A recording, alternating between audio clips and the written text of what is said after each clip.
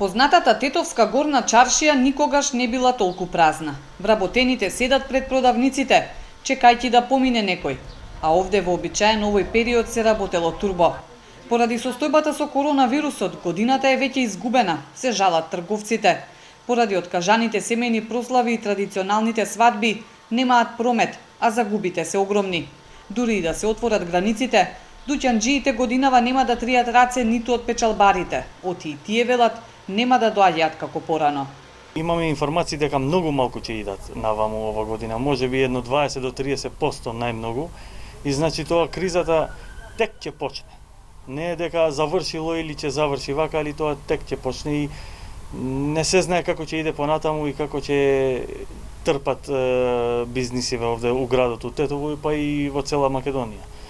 Затоа и државата треба многу побрзо да зема и други мерки за да ги спаси прво работниците да не се избркат од работа. Тежок период и за продукцијските студија за снимање и фотографирање.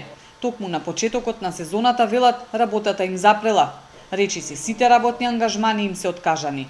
Загубите се големи поради тоа што ние функционираме во летна сезона, но со оглед на даденава ситуација, сите семејни прослави, роден дени, крштевки, сите ни се откажани, така да се надеваме дека ќе заврши ова ситуација многу побрзо и да почне да функционира све како што треба.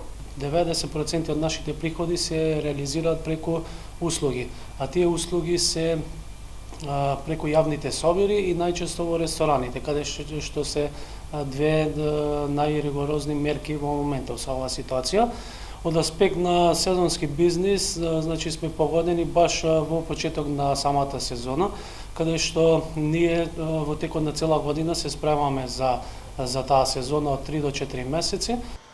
Овие помали бизниси работат сезонски за да се покријат преку целата година. Ако состојбата не се стабилизира и државата не помогне со некои поефикасни мерки, стравуваат дека нема да можат да се изборат со кризата.